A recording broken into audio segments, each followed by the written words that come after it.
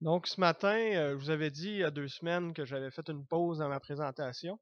Là, on va retourner dans le texte principal philippien, puis il y a beaucoup de belles choses à découvrir matin par rapport à ce texte-là. Euh,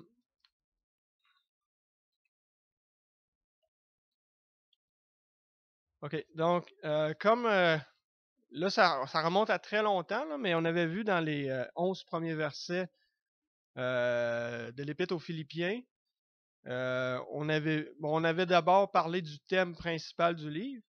Euh, quand vous le relisez, Philippiens, gardez en tête que vous allez retrouver souvent le mot joie dans l'épître, réjouissance. C'est parce qu'il y a une situation particulière ici avec l'Église de Philippe. Puis Paul est vraiment attaché à cette assemblée-là qui l'aide beaucoup dans son ministère. On en a quelques traces dans les Écritures.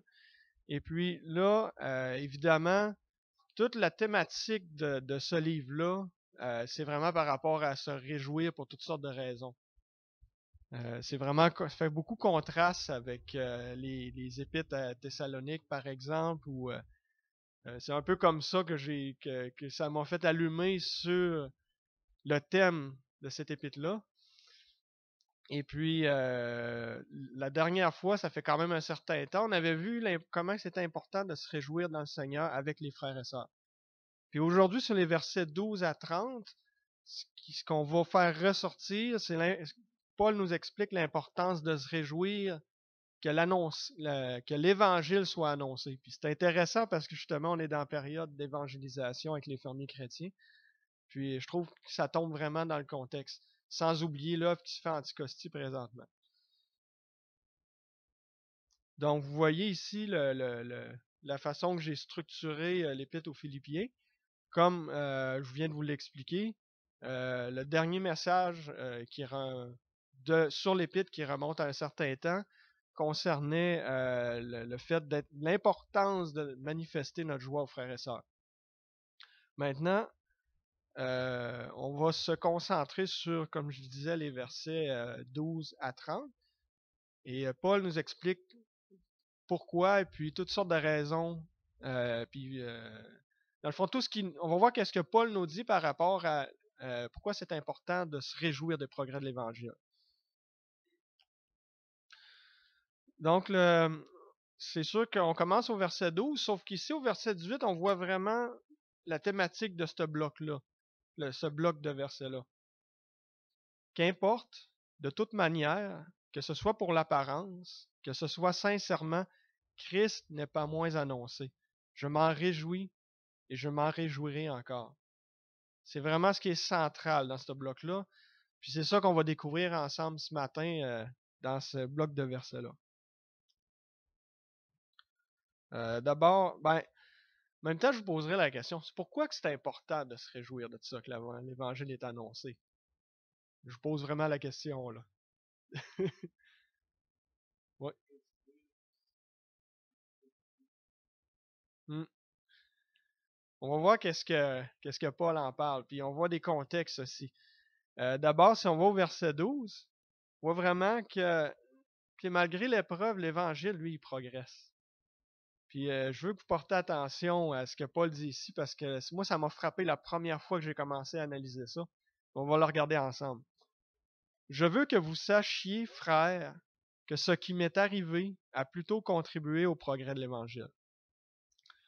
Là, si on se souvient bien, dans la suite des événements, quand on regarde le livre des Actes, en ce moment-là, Paul, il est en prison à Rome. Il est en captivité. Puis, ça fait déjà un certain temps qu'il est là. Puis, dans le fond, ça fait suite au livre des Actes. Quand vous lisez le livre des Actes, vous arrivez à la fin, puis là, il explique qu'il est resté à Rome pendant 2 ans et qu'il était en captivité. Il est dans cette période-là. Comme l'Épître aux Philippiens nous l'apprend, il y a des Philippiens qui ont envoyé quelqu'un, un émissaire, pour amener des dons. Et puis en même temps pour encourager Paul.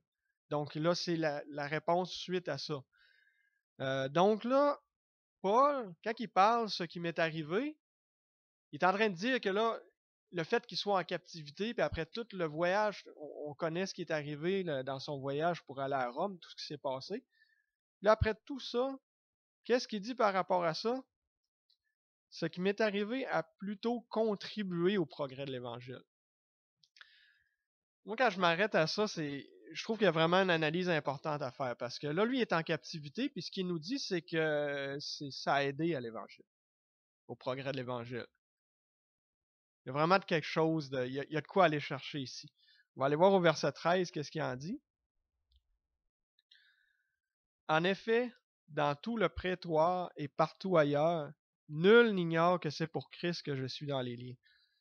D'abord, je voudrais regarder avec vous le mot prétoire, qui est traduit, comme mettons dans la Bible du Sommeur, on parle de garde prétorienne. En anglais, il utilise Roman Guards, donc les gardes romains. Et puis, moi, la première fois que j'ai lu ce mot-là, en français, prétoire, ça ressemble tellement à prêtre que moi, j'ai eu comme l'impression, ah ben, regarde, tous les religieux, ils sont au courant. Mais en fait, prétoire, c'est pas ça du tout, là. Prétoire, ça vient de praetarion. Puis, dans le fond, si on voit les définitions de ce que c'était à l'époque, ça pouvait être un quartier général d'un camp romain. Donc, dans un camp romain, c'était la tente du commandant en chef. Ça pouvait être le palais où réside le gouverneur ou le procurateur d'une province romaine. Donc, vraiment un rôle politique. Ou encore un camp de soldats prétoriens. Parce que la garde romaine, il l'appelait aussi les soldats prétoriens, qui ont été établis sous Tibère de 14 à 37. Lui, il a régné de 14 à 37 après Jésus-Christ. C'est vraiment proche de la période qu'on est présentement. Quartier général d'un camp romain. Donc, ça n'a rien à voir, là. C'est pas un clergé de religieux là, qui ont entendu. On parle vraiment, c'est la garnison romaine, c'est les soldats, c'est des païens, là. Puis, qu'est-ce qu'il nous dit par rapport à ça? Nul n'ignore que c'est pour Christ que je suis dans les liens. Les liens, il parle encore de sa captivité. Quand je pense à ça, je pense un peu à ce qui se passe en ce moment sur l'île d'Anticosti. Parce que on est quelques-uns à aller. On a été faire un tour là-bas. Il y a Claude, ça fait longtemps qu'il est là avec sa famille. Puis on construit des maisons, on répare. Sur l'île, ça se parle tellement, ils savent. Ils savent qu'est-ce qu'on fait, puis ils savent pourquoi qu'on le fait. Ils veulent pas trop en parler, mais ils sont au courant. Puis ce que je trouve intéressant ici, c'est, oui, Paul, il est en captivité. À première vue, tu sais, c'est pas de quoi qui est supposé d'aider les progrès de l'Évangile. Mais il y a personne qui est pas au courant de la raison pour laquelle il est là. Et puis, on va aller voir justement, je vous parlais tantôt du livre des Actes à la fin, au, euh, au, au chapitre 28, versets 30 et 31. Ça nous explique le contexte de Paul dans sa captivité au moment où on parle, au moment où il écrit cette lettre-là. Paul demeura 2 ans entiers dans une maison qu'il avait louée. En plus d'être en captivité, il fallait qu'il paye pour la location. Il recevait tous ceux qui venaient le voir, prêchant le royaume de Dieu et enseignant ce qui concerne le Seigneur Jésus-Christ en toute liberté et sans obstacle. Quand je lis ça, je comprends pourquoi que tout le monde était au courant. Dans le fond, lui était là en captivité, puis ça ne l'a pas empêché de continuer à annoncer l'Évangile. Ensuite, au verset 14, il nous explique encore une autre raison pourquoi que ça a contribué au progrès de l'Évangile, le fait qu'ils soient en captivité. C'est un autre point qui, à première vue, quand on fait juste l'analyser, il y a de quoi, il semble que c'est contre la logique, là. Il se passe de quoi ici qui est important de comprendre, là. Et la plupart des frères dans le Seigneur, au verset 14, encouragés par mes liens, encouragés par le fait qu'ils soient en captivité, ont plus d'assurance pour annoncer sans crainte la parole. Spécial, hein? Il y a de quoi qui est pas logique ici, là. Il est en captivité, puis les frères et sœurs, eux autres, hey, ils sont encouragés et ils veulent y aller. La question que je me pose, c'est pourquoi ils sont encouragés? Qu'est-ce qui peut les motiver tant que ça? Parce que Paul, il est captif, là, il peut pas faire grand-chose, il est pris là. Il parle. Mais en même temps, on vient de voir que Paul était là puis il a jamais arrêté de parler de l'Évangile. Il a continué d'en parler. Et puis, ce qui est intéressant, c'est qu'en plus, grâce aux Corinthiens, que je dirais, moi ça me bénit que les Corinthiens étaient tête de cochon un peu, parce que c'est ça qui nous permet d'en connaître beaucoup sur Paul, et puis de connaître beaucoup de doctrines aussi. Mais si on va voir dans la deuxième épître aux Corinthiens, au moment où que Paul vraiment il était accusé de ne pas être un de vrai apôtre, puis à un moment donné, il a senti le besoin de se défendre, puis je suis convaincu que c'était à contre-cœur. Mais c'est ça qui nous permet de voir à travers quoi qui est passé. Puis tout ce qu'on va lire là, ça se passe avant ce qui est en train avant le moment qu'il est en train d'écrire la lettre. Donc, on est au verset 23 jusqu'à 28 du chapitre 11 de la deuxième épître aux Corinthiens. Bon, c'est ça. Fait que donc, c'est dans sa défense pour dire que qu'est-ce qu'il y a de moins que les autres apôtres, dans le fond. Ils sont serviteurs de Christ. Il parle des apôtres, évidemment. Je parle comme un fou. Je le suis plus encore. J'ai bien plus connu les travaux pénibles. Infiniment plus les coups. Bien plus encore les emprisonnements. Et j'ai souvent été en danger de mort. 5 fois, j'ai reçu des Juifs les 40 coups moins un. 3 fois, j'ai été fouetté. 1 fois, j'ai été lapidé. 3 fois, j'ai fait naufrage. J'ai passé un jour et une nuit dans la mer. Fréquemment en voyage, j'ai été en danger sur les fleuves, en danger de la part des brigands, en danger de la part de mes compatriotes, les Juifs, en danger de la part des non-Juifs, en danger dans les villes, en danger dans les déserts, en danger dans les mers, en danger parmi les prétendus frères. Là, ça exclut plus personne, là.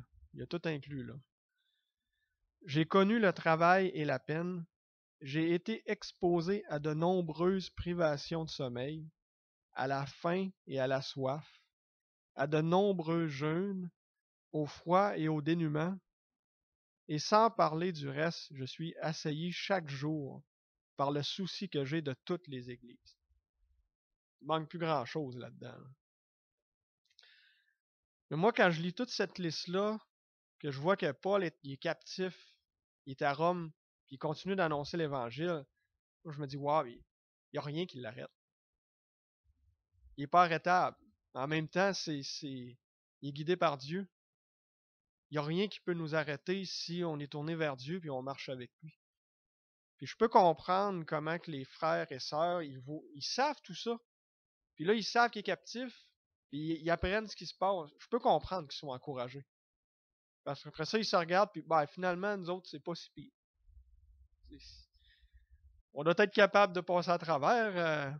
On a un modèle qui s'arrête pas en fait. Puis, ce qui est intéressant, c'est que la parole de Dieu nous montre aussi un exemple à l'inverse. Je vous amènerai dans le livre des Actes. Ça va être au chapitre 5, pardon. Dans le fond, verset 33-37. Là, je vous explique le contexte, c'est que Pierre et certains apôtres ont été arrêtés. Et puis là, le Sanhédrin, il était en train de discuter, puis bon, qu'est-ce qu'on fait avec les autres? Évidemment, il y en a une bonne gang qui veulent les éliminer. Donc, on est là, puis on va voir que c'est Gamaliel qui va prendre la parole. Donc, je vous amène dans le texte. Mais un pharisien nommé Gamaliel, docteur de la loi, estimé de tout le peuple, se leva dans le Sanhédrin et ordonna de faire sortir un instant les apôtres. Puis il leur dit, « Hommes israélites, prenez garde à ce que vous allez faire à l'égard de ces gens, car il n'y a pas longtemps que parut Teudas, qui se donnait pour quelque chose et auquel se rallièrent environ 400 personnes. Il fut tué et tous ceux qui l'avaient suivi furent mis en déroute et réduits à rien. Après lui, parut Judas le Galiléen, à l'époque du recensement, et il attira du monde à son parti. Il périt aussi et tous ceux qui l'avaient suivi furent dispersés. On voit vraiment la situation inverse ici. C'est comme ça que ça se passe dans le monde. Il y a un mouvement, la personne meurt, ça continue un peu, puis après ça, ben, ça disparaît. Ça fait 2000 ans qu'on parle de Jésus-Christ. Ce mouvement-là, il disparaît pas. Puis, quand je pense à Paul, lui, il est passé proche de la mort plusieurs fois. C'est vraiment le contraire de ce qu'on vient de lire. Lui, il est passé à travers plusieurs choses par la grâce de Dieu, puis ben, les frères et sœurs, ça les encourage. En même temps, je lis ça, ça m'encourage parce que je suis pas passé, je suis même pas proche d'être. Si je compare ça comme son curriculum de souffrance, là, si je peux le dire comme ça, je suis même pas proche du compte. Moi, ça m'encourage en tout cas quand je regarde ça. Donc, on continue dans qu'est-ce que Paul va nous apprendre encore sur les raisons ou pourquoi et quand aussi, surtout quand se réjouir des progrès de l'Évangile. Et ici, il nous expose deux situations qu'on va lire ensemble à partir du verset 15. Quelques-uns, il est vrai, prêchent Christ par envie et par esprit de dispute. C'est-tu vrai, ça? Si vous y pensez, là. Des fois, il y en a qui vont parler de Jésus-Christ, puis c'est même pour se moquer. C'est spécial, et c'est les autres qui amènent le sujet pareil. Mais gardez en tête ça. Il y en a qui le font. Là, Paul, il nous explique quelque chose ici. Là. Quelques-uns, il est vrai, prêchent Christ par envie et par esprit de dispute. Mais d'autres le prêchent avec des dispositions bienveillantes. OK. Oui, Henri.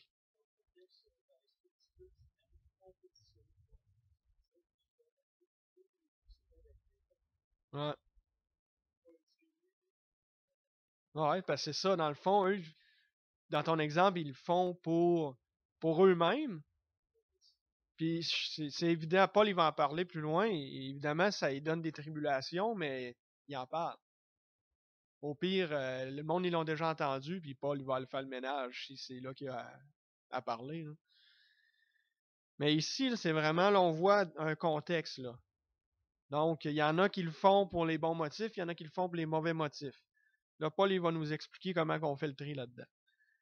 Bon, ceux-ci, là, il parle de ceux qui le font pour des dispositions bienveillantes. Ceux-ci agissent par amour, sachant que je suis établi pour la défense de l'Évangile.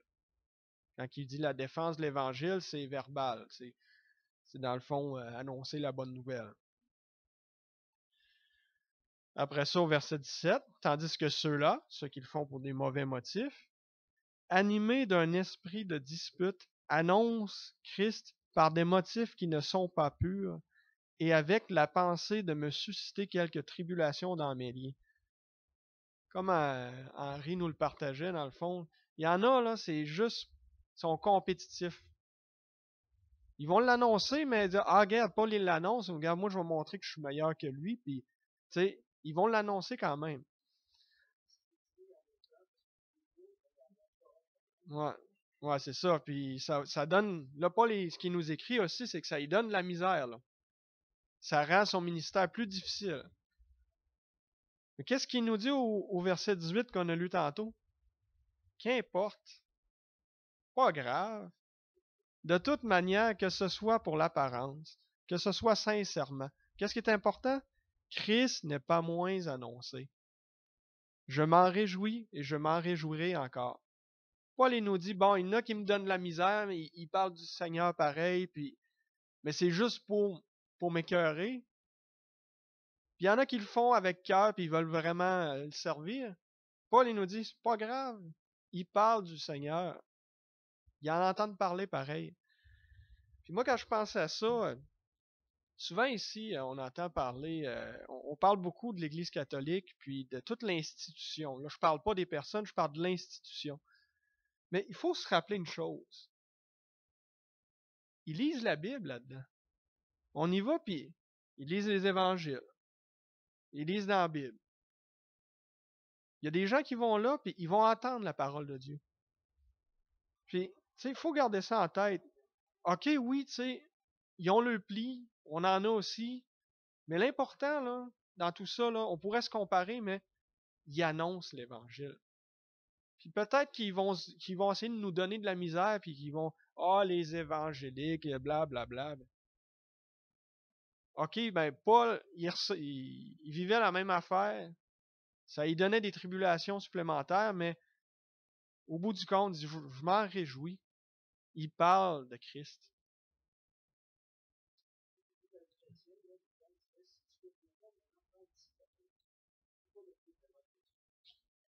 Ouais, ouais, c'est spécial.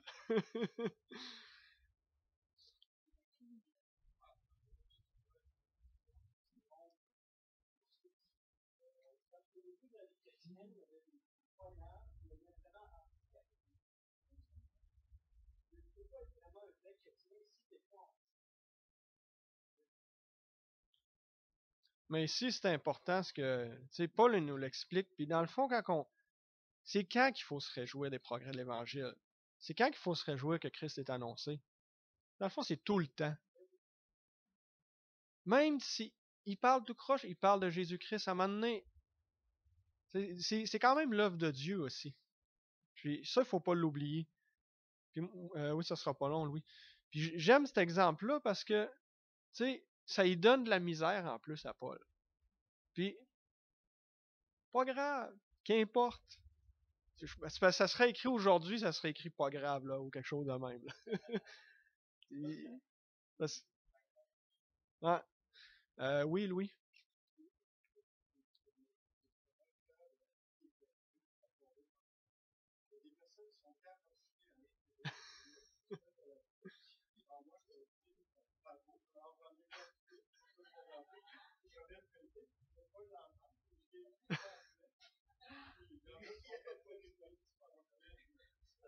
Pas arrêtable, Louis.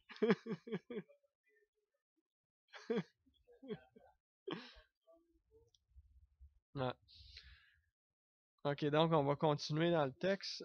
Mais j'avais une autre chose aussi, parce que Jésus aussi il nous parle un peu de ceux qui suivent pas, mais qui font quand même quelque chose.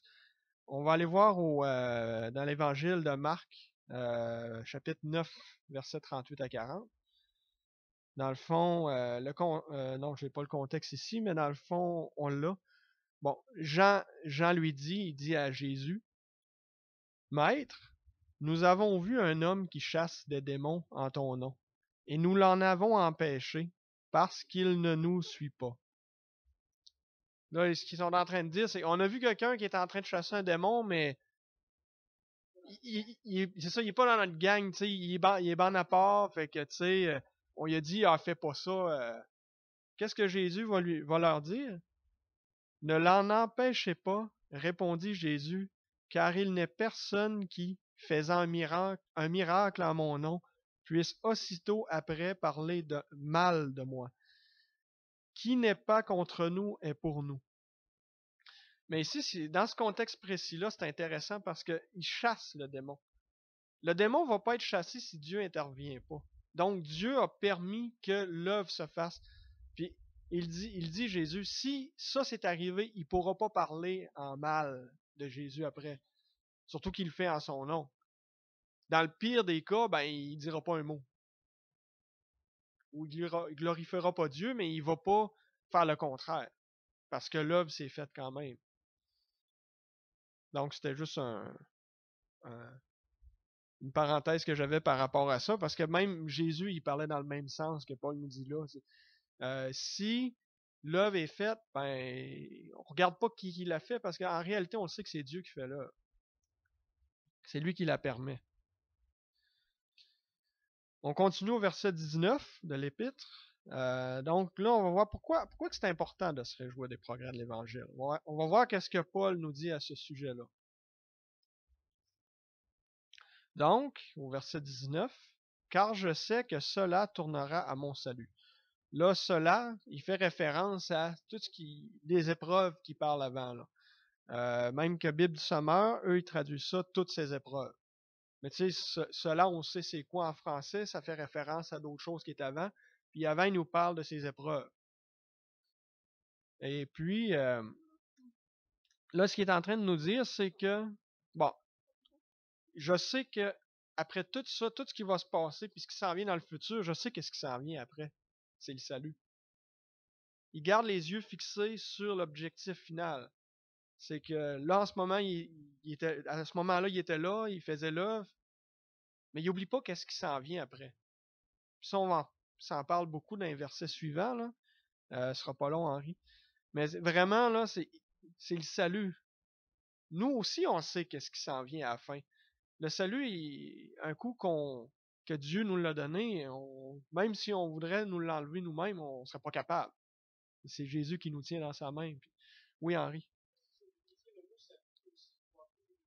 Ouais.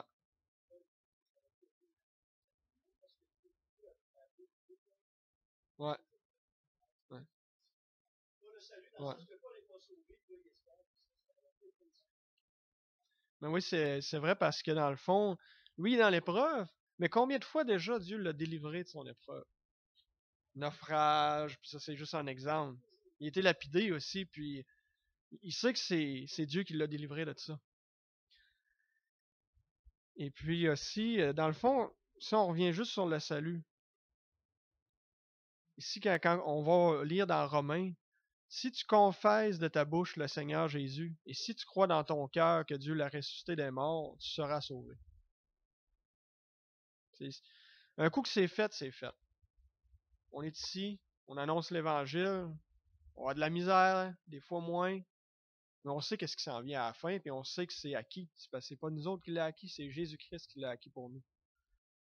Donc on y croit dans notre cœur. Après ça, on peut garder en tête qu'est-ce qui s'en vient dans le futur. Puis quand le présent est difficile, ben ça peut nous réchauffer le cœur de savoir qu'est-ce qui s'en vient plus tard. Et puis en plus, justement, Henri nous parlait de délivrance qui peut s'en venir après l'épreuve. Et puis là, Paul il nous explique une série de choses, puis on va s'attarder à chacune des choses parce que c'est des choses qui se passent pendant ce temps-là. Il dit, oui, il y a le salut à la fin. Oui, il y a une délivrance qui va s'en venir en ce moment, mais là, je suis dans la misère. Je prie, puis ça arrive pas. Mais là, il nous explique qu'est-ce qui se passe pendant ce temps-là. Bon, fait, grâce, dans le fond, je sais que cela tournera à mon salut, grâce à vos prières. Donc, à ce moment-là, les frères et sœurs, ils prient. On partage ensemble, puis il y a des frères et sœurs qui prient pour nous autres dans l'épreuve. Puis on sait que la prière a un énorme impact sur ce qui se passe dans nos vies. Donc, de savoir, déjà en partant, que pendant qu'on souffre, il y a des frères et sœurs qui prient pour nous autres, c'est déjà un plus, un petit surplus de confiance qu'on a dans notre cœur, dans le fond, par rapport à ça.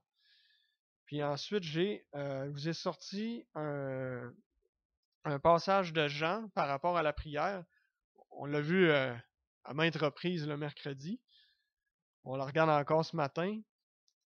Par rapport à la prière, qu'est-ce qui se passe quand les frères et sœurs prient?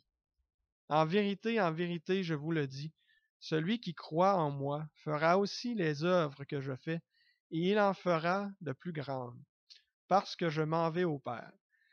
Et tout ce que vous demanderez en mon nom, je le ferai, afin que le Père soit glorifié dans le Fils, dans Jésus-Christ.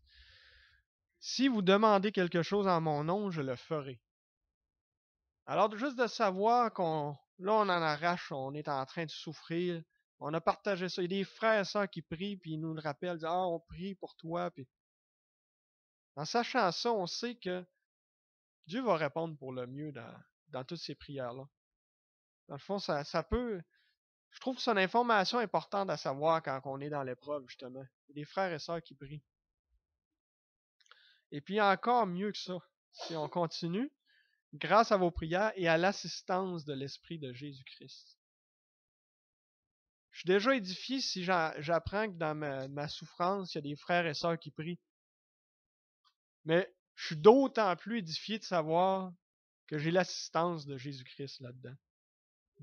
De savoir où ce qui se trouve, qu'on peut aller voir dans Romains, entre autres.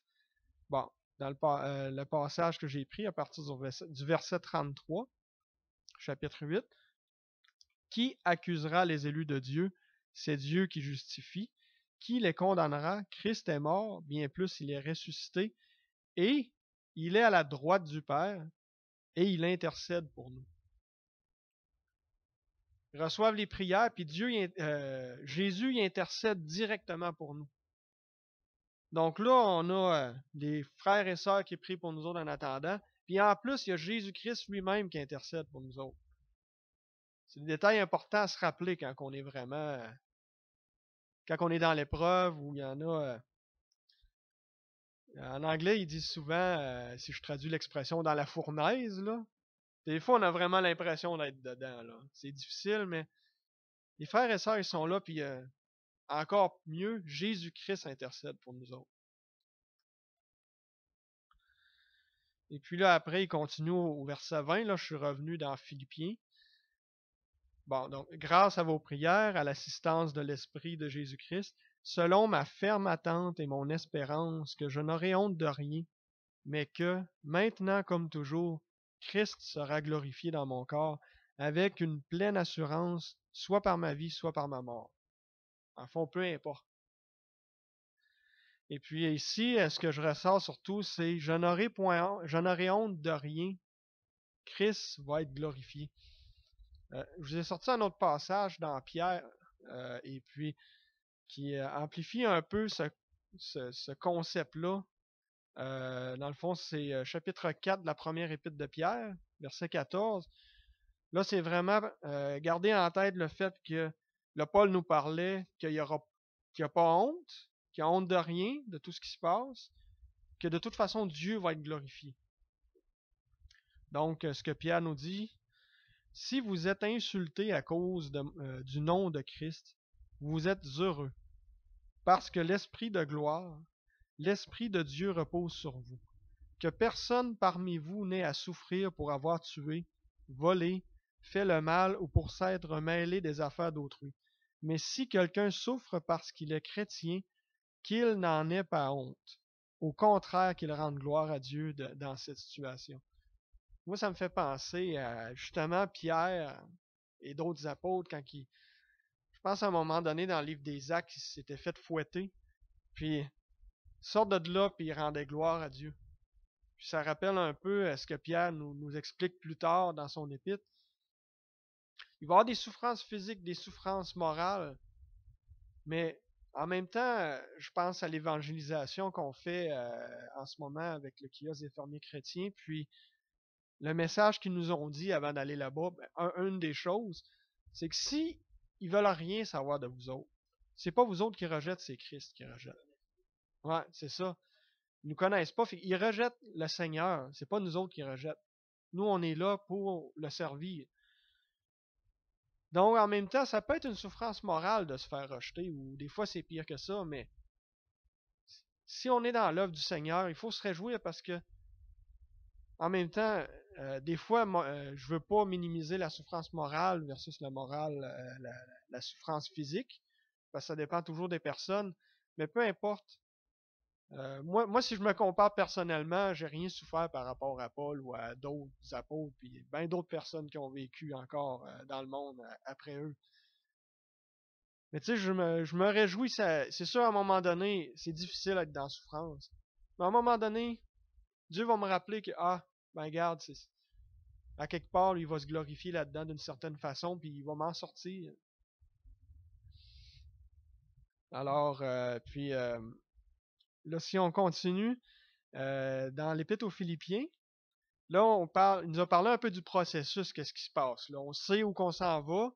Là, on va en souffrir une shot. Il va y avoir des frères et sœurs qui vont prier pour nous autres. Jésus lui-même va intercéder pour nous autres. Là, il nous explique qu'il ne faut pas avoir honte, que Christ va être glorifié dans nos vies. Puis là, il nous arrive avec ça, car Christ est ma vie et la mort m'est un gain. Là, il y a deux choses intéressantes ici, puis on va commencer par la première. Christ est ma vie. On va aller voir dans Galates, qu'est-ce que ça dit par rapport à ça.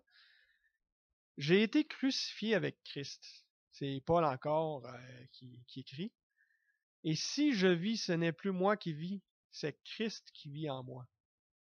Si je vis maintenant dans la chair, je vis dans la foi au Fils de Dieu qui m'a aimé et qui s'est livré lui-même pour moi. On avait une vie, et un jour le Seigneur est venu nous chercher. Il nous a montré une nouvelle voie, on a commencé à la suivre par sa grâce, et puis on devient chaque jour une nouvelle créature. On a une nouvelle naissance, mais après ça, il faut grandir. On va dans une direction, il faut tourner de bord. Là, on se repent, mais c'est toute une trail, je peux le dire de même. C'est un processus, puis c'est long. Mais on garde les yeux fixés sur Christ, puis lui, il va réussir à faire de quoi que nous autres un jour. Mais tu sais, Paul, il montre vraiment le centre, c'est Christ est ma vie. Parce que depuis ce jour-là qu'il est venu nous chercher, c'est lui le centre de notre vie. Puis des fois, on l'oublie un peu, mais de façon générale, c'est lui notre vie maintenant. On va tomber, il va nous relever. Puis c'est ça dans le fond. Puis dans la deuxième partie du verset, là, il y a de quoi d'intéressant ici. Christ est ma vie et la mort est un gain. Ça vaut la peine de regarder ça, parce que si on parle de ça, voyons, la mort a un gain. Moi, je veux en savoir par rapport à ça. Mais ce qui est intéressant, là, c'est que un des plus beaux passages par rapport à la résurrection, vous pouvez aller voir à la fin. Ça, je vous invite à le tourner dans vos Bibles. On va aller le lire ensemble parce qu'on va lire quand même chapitre 15, versets 41 à 57. Puis il y a tellement beaucoup de choses qui est dit par rapport à la résurrection là-dedans, puis ça vaut la peine de la regarder ensemble. Quand Paul nous explique que la mort est un gain, il nous explique dans un autre épître à quoi il veut parler. Là. Donc, on commence au verset 41. Et puis, au verset 41, ça commence avec une comparaison. Il va parler du soleil, des étoiles, mais il veut nous expliquer un concept qui est dans la vie après la mort. Autre est l'éclat du soleil, autre l'éclat de la lune, et autre l'éclat des étoiles. Il n'y en a pas une qui brille pareil. Chaque étoile diffère même en éclat d'une autre étoile. C'est aussi le cas pour la résurrection des morts. En même temps, quand Jésus nous dit que, là, ça n'a rien à voir, le salut, c'est un minimum, mais on sait qu'il y a d'autres choses après. Jésus nous dit de s'amasser des trésors dans les cieux. Puis Paul nous parle de courir la course du mieux qu'on peut jusqu'à la fin, parce que dans le fond, il y en a qui le font. Ça existait déjà dans ce temps-là, les Olympiques, puis il y en a qui couraient pour une couronne corruptible. Mais encore mieux courir pour une couronne qui est incorruptible. Là, on continue. Puis là, on va voir tous les détails de la résurrection là, que Paul nous dévoile. Le corps est semé corruptible, il ressuscite incorruptible. Il est semé méprisable, il ressuscite glorieux. Il est semé faible, il ressuscite plein de force. Il est semé corps naturel, il ressuscite corps spirituel. Plein de choses qu'on ne peut même pas s'imaginer ça encore. S'il y a un corps naturel, il y a aussi un corps spirituel. C'est pourquoi il est écrit, le premier homme, Adam, devint un être vivant. Le dernier Adam, Jésus-Christ, est un esprit qui communique la vie. Mais ce n'est pas le spirituel qui vient en premier, c'est le naturel. Ce qui est spirituel vient ensuite. Le premier homme tiré de la terre est fait de poussière. Le second homme, le Seigneur, est du ciel. Tel est l'homme terrestre, tels sont aussi les hommes terrestres. Et tel est l'homme céleste, tels seront aussi les hommes célestes. Et de même que nous avons porté l'image de l'homme fait de poussière, nous porterons aussi l'image de celui qui est venu du ciel. Celui qui est venu du ciel, c'est Jésus-Christ. Ce que je veux dire, frères et sœurs, c'est que notre nature actuelle ne peut pas hériter du royaume de Dieu.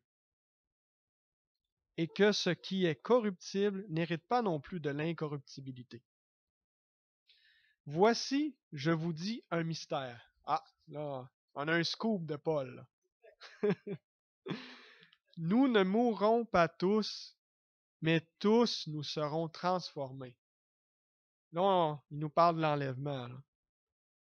En un instant, en un clin d'œil, au son de la dernière trompette, la trompette sonnera, alors les morts ressusciteront incorruptibles et nous serons transformés. Quand il dit nous, il parle de ceux qui sont encore vivants. Il faut en effet que ce corps corruptible revête l'incorruptibilité et que ce corps mortel revête l'immortalité. Et ce que je trouve intéressant là-dedans, c'est pas seulement les détails. Ça a été écrit avant l'Apocalypse de Jean. Paul avait déjà eu une révélation de Dieu par rapport à l'enlèvement, puis c'est extraordinaire. Puis, dans ce passage-là, on a beaucoup de choses qui nous parlent du futur, de la résurrection, de ce qui nous attend après notre vie. Et puis, il continue. Lorsque ce corps corruptible aura revêtu l'incorruptibilité et que ce corps mortel aura revêtu l'immortalité, alors s'accomplira cette parole de l'Écriture. La mort a été engloutie dans la victoire. Mort, où est ton aiguillon? Aïe, ce que t'es? Ah, c'est du grec québécois, ça. Enfer, où est ta victoire? L'aiguillon de la mort, c'est le péché, et ce qui donne sa puissance au péché, c'est la loi. Mais que Dieu soit remercié, lui qui nous donne la victoire par notre Seigneur Jésus-Christ. Croyez-vous que la mort, c'est un gain?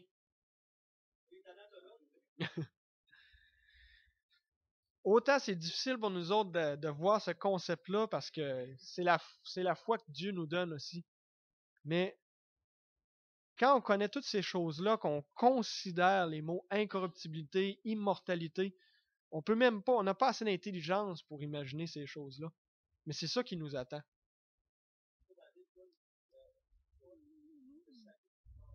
Hmm. Ouais, c'est ça. Mais tu sais, quand on revient, puis Paul nous dit, le- ouais, ouais.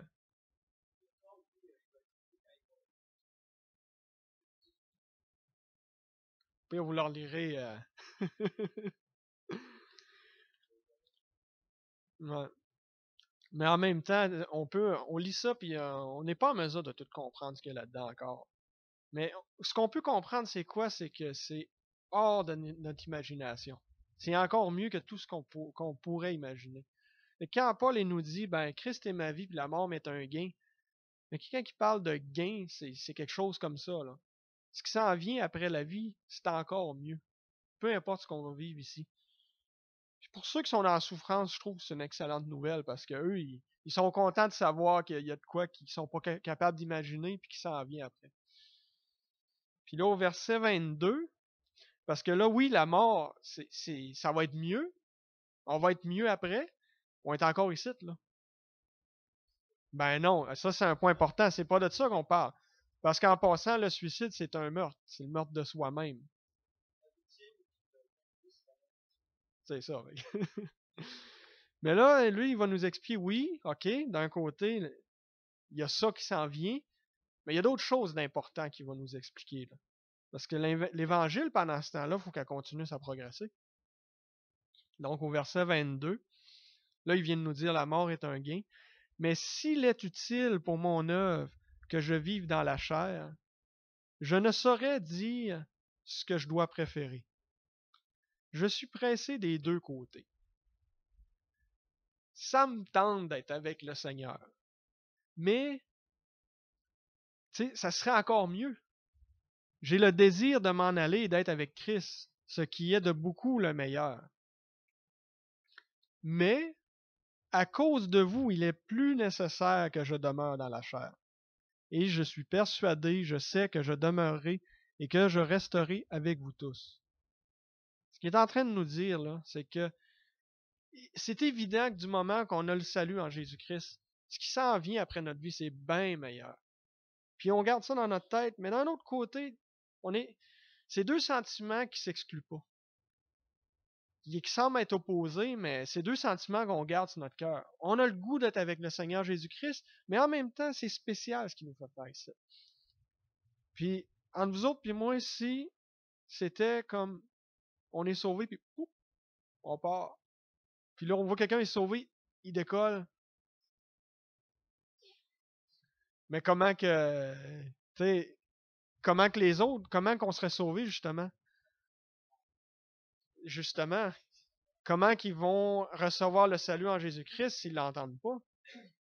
Et puis, en même temps, évidemment, Dieu, il serait capable de nous sauver sans nous utiliser, mais il veut nous utiliser pour faire son œuvre. Alors, on est encore ici, mais dans le fond, on a de quoi de meilleur qui nous attend, mais Dieu, il veut nous utiliser pour aller en chercher d'autres. On est encore ici, là, c'est pour les autres qui n'ont pas encore reçu ça. C'est pour ça qu'on est encore là. Donc oui, il y a le sentiment, ah ben, un jour, le Seigneur va venir me chercher, on ne sait pas quand, puis quand on va être proche, ben, on va se rappeler, ben, regarde, c'est de quoi de meilleur. Mais en attendant, il y a du monde qui ont besoin d'entendre le Seigneur. Puis, ben, regarde, je suis encore ici, ben, apparemment, il y en a qui ont besoin de l'entendre encore. Donc, ben, ici, en plus, Paul nous explique différentes choses. Par exemple, des détails sur ça, justement. Qu'est-ce qui peut être fait pour les autres pendant qu'on est encore ici sur Terre? Donc, pour votre avancement. Dans le fond, pour l'avancement des frères et sœurs, parce que c'est à ceux qui est en train d'écrire. Dans le fond, quand on vient d'accepter le Seigneur, on a un nouveau converti. Alors, on a tout à apprendre. Moi, je dirais une chance qu'il y en a, que ça fait longtemps qu'ils sont là, puis ils nous montrent un peu la voie. Parce que comme je disais tantôt, si on est sauvé puis on part, ben après ça, on regarde qui, là?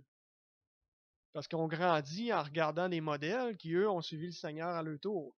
Puis on va grandir par la grâce de Dieu, puis à un moment donné, il y a des plus jeunes que nous qui vont se convertir, ou des fois, ça peut être des plus âgés, mais dans le Seigneur, ils sont plus jeunes.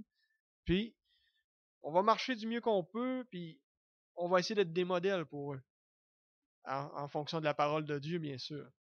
Puis c'est pour ça, c'est une des raisons pourquoi on est encore ici. C'est qu'il y a des frères et sœurs, comme moi je me souviens quand je me suis converti en 2011, ben il fallait que j'apprenne tout, là. Là, je mets tout ce qu'il y avait en arrière, c'était à la poubelle. Bon, ben, je mets quoi à cette heure-là? Fait que là, j'avais besoin de frères et sœurs d'expérience qui m'aidaient à, à connaître Dieu, dans le fond. Et puis aussi, ben, pour votre joie dans la foi. Parce qu'on s'entend, tu sais, les semaines, des fois, ils sont longues. Il n'y a pas de frères et sœurs avec nous autres, puis c'est pesant, puis on est-tu content d'être ici le dimanche entre frères et sœurs? Parce qu'on partage la même chose, on est dans le même esprit, puis à quelque part, on se parle, puis on se comprend. Parce qu'on a la même foi. Puis des fois, ben, ok, on s'astine, des fois, on n'est pas, on est des êtres humains, mais c'est pas pareil. C'est pas pareil. On est avec des frères et sœurs, puis heureusement, parce que quelqu'un qui est tout seul, ça sera pas long, Paul. Quelqu'un qui est tout seul dans son coin, il trouve le temps difficile. Puis c'est pesant d'être dans le monde des fois. Puis ça fait du bien de partager nos difficultés avec les frères et sœurs parce qu'on sait que mon voisin qui est inconverti, il va pas prier pour moi. Mais mon frère ou ma sœur, je sais que si je partage, il va l'avoir sur le cœur puis il va prier pour moi. Puis des fois, j'ai même pas besoin de le demander. Et puis c'est pour notre joie aussi. Oui, c'est pour l'avancement des frères et sœurs, mais si on n'avait pas cette communion fraternelle, ben le monde il serait juste plus pesant à endurer. Oui, Paul.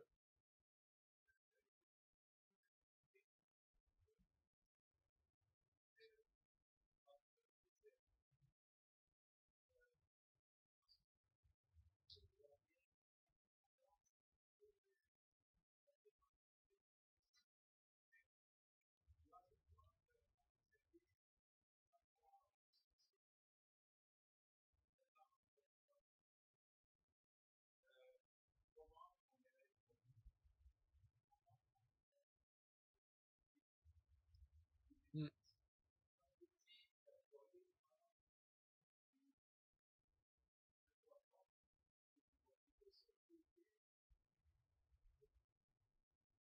OK. Euh, OK. Ben, moi, je mettrais ça de façon très générale. Quand, dans l'évangile de Jean, quand Jésus il dit, si vous m'aimez, gardez mes commandements. Jésus nous a expliqué comment on doit être dans toutes sortes de contextes. Puis, euh, là, ça, c'est pas les actions, c'est comme je dirais, l'attitude, c'est d'être tourné vers les commandements de Christ. Peu importe dans ce qu'on fait. Puis, évidemment, si par exemple, je pense à un exemple en Anticosti, où que là, on va travailler, on peinture des maisons, puis là, il y en a qui vont faire de la cuisine, puis tu sais, ils s'en vont dans la cuisine, ils font de la bouffe pour qu'on puisse manger le midi. Moi, j'appelle ça servir aussi. Parce que chaque petite chose, si on le fait pour le Seigneur, c'est un service. Mais en même temps, le plus grand service qu'on peut faire, c'est de garder les commandements de Dieu dans tout ce qu'on fait. C'est ce que Jésus veut nous faire. Je ne sais pas si tu veux ajouter d'autres choses, Paul, par rapport à ça.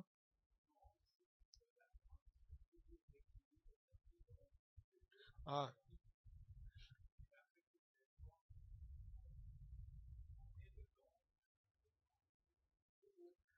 ouais, là, je comprends ce que tu veux dire. Mais, ouais, mais justement, il y a de quoi qui est intéressant qu'on va voir plus tard par rapport à ça, mais je peux en parler tout de suite. Non, je pense que je vais te le pointer quand on va être rendu là, puis tu me diras si je comprends ce que tu veux dire, Paul. Mais j'ai un exemple qui dans l'épître qui ressemble à ça. Donc, pour votre joie dans la foi, ben justement, c'est là. OK, au verset 26, afin que, par mon retour auprès de vous, vous ayez en moi un abondant sujet de vous glorifier en Jésus-Christ. Là, c'est intéressant qu'est-ce qui est écrit là. Là, ce que Paul nous dit, c'est que quand il va revenir à Philippe, ben, les Philippiens vont être glorifiés, ils vont se sentir glorifiés en Jésus-Christ. C'est important de comprendre qu'est-ce qu'ils font. Comme Paul, tu m'expliques, eux autres, les Philippiens, ils sont chez eux, ils vivent leur vie, ils envoient un peu d'argent, du matériel, ils prient, mais ils évangélisent pas. Mais ils font quand même l'œuvre de Christ. Puis à quelque part, ce qui est intéressant ici, c'est que là, Paul, il nous dit, ben, je vais retourner. Puis là, on n'est pas à l'âge Internet, là. Il n'y a pas de téléphone, il n'y a pas rien. La communication dans ce temps-là, c'est que tu envoies, bon, es-tu un volontaire? Oui. Ben, tu veux-tu aller prendre une marche d'une couple de mois puis aller mener une lettre à Rome? C'est ça, dans le fond, là.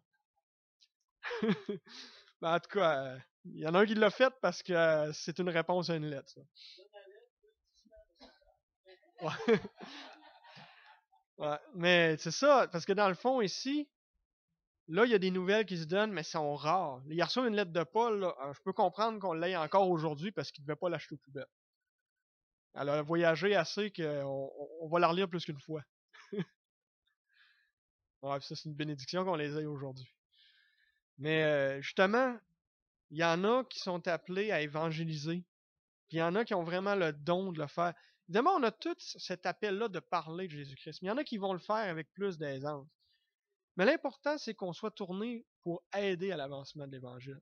Puis ici, Paul, ce qu'il nous dit, là, c'est que là, les Philippiens, on a des exemples qui envoient de l'argent puis des choses, ils supportent matériellement, puis ils supportent aussi en prière. Puis ils supportent Paul. Puis là, ce que Paul est en train de nous dire, là, c'est quand que je vais revenir, là, je vais tout vous conter ça. Je vais tout vous raconter ce qui s'est passé. Puis les autres, qu'est-ce qu'ils vont se sentir? Ils vont se sentir glorifiés. Pourquoi? Parce qu'ils ont prié pour ça, puis ils ont donné du support matériel. Ils ont participé à ça. À quelque part, ils n'étaient pas là quand Paul a tout dit ça.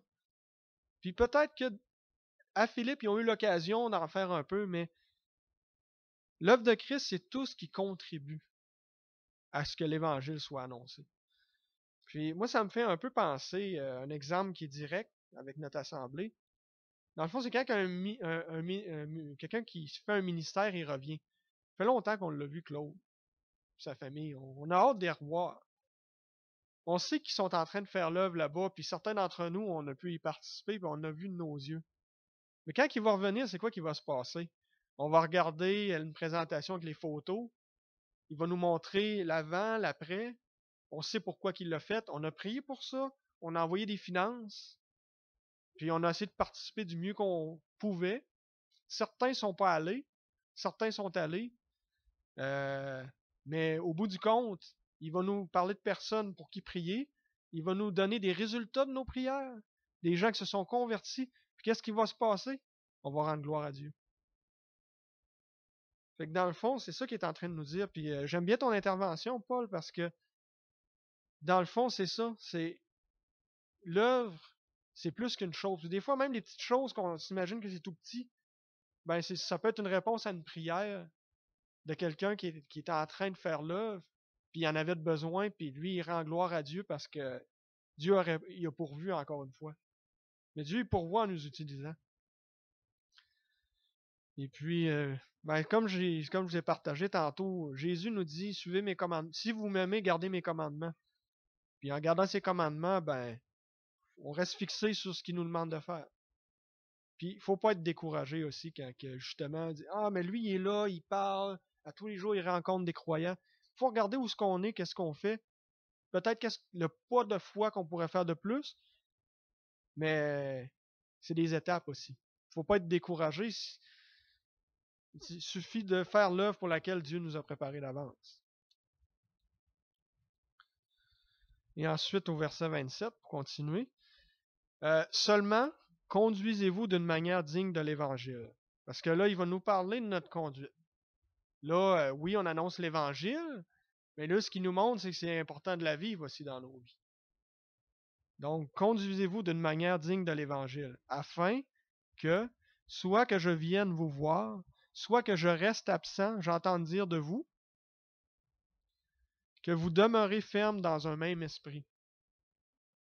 Dans le fond, là, qu'il n'y ait pas de chicane d'un bord et de l'autre, que dans un même esprit, on règle les conflits qu'il y a, et c'est vraiment d'être unis.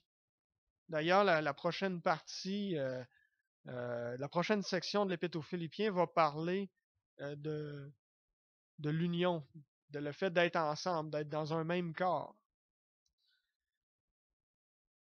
Et puis, si on va voir dans l'évangile de Luc, dans le fond, c'est après que Jésus ait guéri un démoniaque muet. Il nous dit, celui qui n'est pas avec moi est contre moi, et celui qui n'assemble pas avec moi disperse. Parce que si on n'est pas unis, c'est ça qui se passe. On ne réussira pas à attirer des gens, à partager le Seigneur, puis à ce que les gens puissent grandir dans le Seigneur si nous autres, on n'est pas capable d'être unis ensemble là-dedans. C'est pour ça que c'est important de l'être. Parce qu'à quelque part, les gens nous en regardent. Puis quand j'entends Claude dire qu'il y en a un qui vient de se convertir, puis il dit, comment qu'on fait pour être dans votre gang? Les autres, ils ont regardé, puis à quelque part, ils ont dû voir quelque chose de spécial. Ils ont remarqué, voyons, comment ça, ils sont de même, eux autres? Je ne vois pas personne de même ailleurs. Puis là, ils sont dans leur misère, puis finalement, ils se tournent vers le Seigneur, puis hey, on fait quoi pour être dans votre gang? Moi, je veux être comme vous autres. Là. C'est pour ça que c'est important d'annoncer l'Évangile, mais de la vivre aussi dans nos vies. Puis après ça, Paul continue. Demeurez ferme dans un même esprit et combattant d'une même âme pour la foi de l'Évangile. On a tous le même combat au final. Parce que ce qu'on veut, c'est que les âmes perdues viennent au Seigneur. C'est tout le même combat qu'on a. Il y en a qui ont l'air de souffrir plus, il y en a qui c'est moins apparent, mais au final, on est tous dans le même combat. Sans vous laisser aucunement effrayer par les adversaires. On va voir aussi pourquoi. Parce que dans le fond, OK, on a vu que Dieu est pourvoit, qu'on n'a pas à être effrayé de ce qui se passe, mais il y a des adversaires aussi. Mais de toute façon, euh,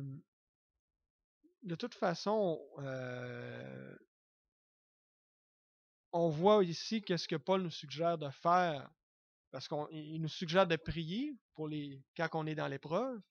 Ne vous inquiétez de rien, mais en toute chose, faites connaître vos besoins à Dieu par des prières et des supplications avec des actions de grâce.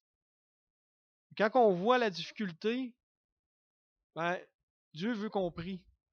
Il veut qu'on s'humilie devant lui puis qu'on lui demande. Puis il va nous aider de toute façon. Ouais, c'est ça. Puis, oui, la crainte, c'est un sentiment qui est normal. On est des êtres humains. Mais c'est quand on se tourne vers la parole de Dieu qu'on voit qu'est-ce que Dieu est. Puis, il nous dit de pas craindre. Pas parce que c'est pas effrayant, mais c'est parce que lui, il est tout puissant, dans le fond, là-dedans.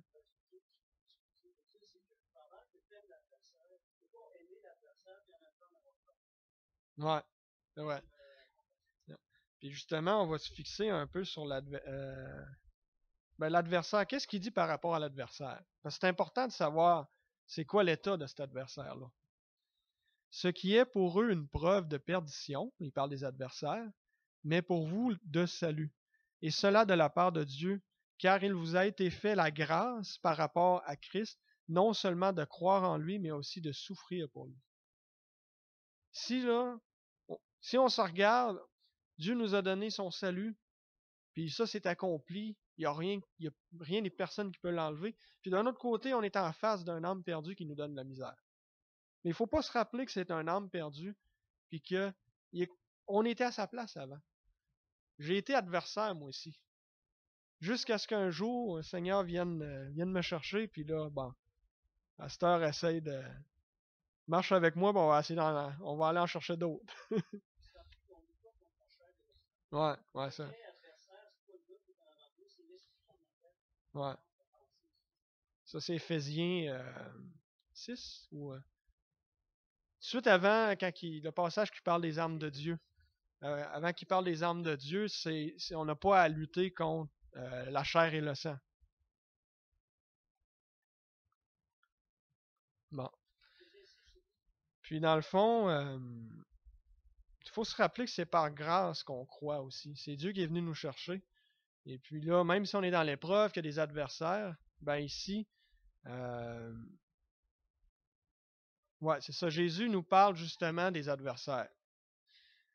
Mais moi, je vous dis, aimez vos ennemis, bénissez ceux qui vous maudissent, faites du bien à ceux qui vous haïssent, et priez pour ceux qui vous maltraitent et qui vous persécutent. Ça, c'est Jésus qui nous dit ça. Puis en fait, c'est pourquoi qu'il nous demande de faire ça. On revient un peu à ce que Paul est en train de nous dire. Il y a des adversaires, mais soyez pas effrayés. Là, Jésus nous dit, mais en plus de ne pas être effrayés, ben, aimez vos ennemis. Puis pourquoi? Bon, ben, je vais emmener le passage après. Bon, je reviens à Philippe, à Philippiens, mais encore de souffrir pour lui, en soutenant le même combat que vous m'avez vu soutenir et que vous apprenez maintenant que je soutiens. Parce que comme je disais tantôt, c'est le même combat. On a tous le même objectif, c'est d'amener l'Évangile à des captifs. Notre objectif, c'est qu'il y a des adversaires, mais c'est aussi de délivrer des captifs du péché. Et puis, parce qu'un jour, Dieu est venu nous sauver, ben là, c'est à notre tour de parler pour que Dieu fasse son œuvre dans leur vie. Ouais.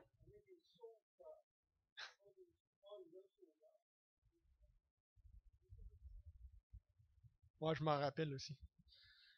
Euh, parce qu'avant tout, tu sais, j'aime ce que Pierre nous amène ici. Ce qui nous montre pourquoi, une bonne raison, pourquoi qu'il faut continuer. Il ne faut pas être effrayé par les adversaires, puis pourquoi qu'il faut les aimer quand même. Ayez au milieu, là on est à 1 Pierre chapitre 2 verset 12, ayez au milieu des païens une bonne conduite, afin que, là même où ils vous calomnient, comme si vous étiez des malfaiteurs, ils remarquent vos bonnes œuvres et glorifient Dieu au jour où il les visitera. Parce en ce moment, ils sont comme ça parce qu'ils sont captifs du péché. On l'était dans le même état à un moment donné. Puis Dieu est venu nous chercher, puis quand il l'a fait, là, on s'est rappelé, ah ben, il y a lui qui a fait ça, lui il a fait ça. Puis là, quelque part, on a peut-être dit, ben, hey, j'aimerais ça être dans le gang aussi. Parce que Dieu, il va parler à leur cœur un jour, peut-être. Nous, on le sait pas, mais Dieu, il connaît. Il connaît d'avance. Donc, oui, on va aimer des ennemis qui vont jamais connaître Dieu avant leur mort. Puis il y en a d'autres qui vont le connaître un jour, mais nous, on le sait pas. Mais ici, c'est l'objectif, c'est qu'un jour, ils vont s'en rappeler quand Dieu va les visiter. Donc, ça fait le tour des versets que je voulais voir avec vous ce matin. Donc, on va prier ensemble, puis après, il va rester un chant. Père éternel, on se présente devant toi et on te demande de nous aider à se réjouir que ton évangile soit annoncé, à se réjouir dans toutes ses facettes, parce qu'on a vu ce matin, il y a des choses qui sont difficiles à faire par nous-mêmes. Et puis, on veut vraiment se réjouir dans toutes circonstances. Et on veut comprendre pourquoi qu'il faut le faire. Et puis, le but de tout ça, c'est que les gens te connaissent, qu'on puisse être des lumières dans ce monde perdu, et que des gens puissent être sauvés comme tu nous as sauvés un jour. Et puis qu'au bout du compte, que ta gloire soit répandue sur terre. Merci pour ce que tu as fait pour nous et puis merci de nous aider à marcher selon ton évangile pour que quand on en parle, que les gens puissent être témoignés et puis que s'ils nous persécutent, ben qu'un jour tu vas les visiter et puis qu'ils vont te glorifier. Père, merci pour ce que tu as fait pour nous et puis merci aussi qu'on puisse se réunir dans la joie et qu'on puisse se réjouir d'être ensemble en attendant de passer une semaine dans ce monde et puis merci pour ta parole qui est vraiment une lumière dans nos vies et puis qui nous permet de te connaître davantage et puis d'avancer en attendant qu'on puisse aller te rejoindre, qui va être le plus grand gain de nos vies. Merci Seigneur pour tout ce que tu nous donnes et on te demande toutes ces choses dans le saint nom de ton Fils Jésus-Christ. Amen.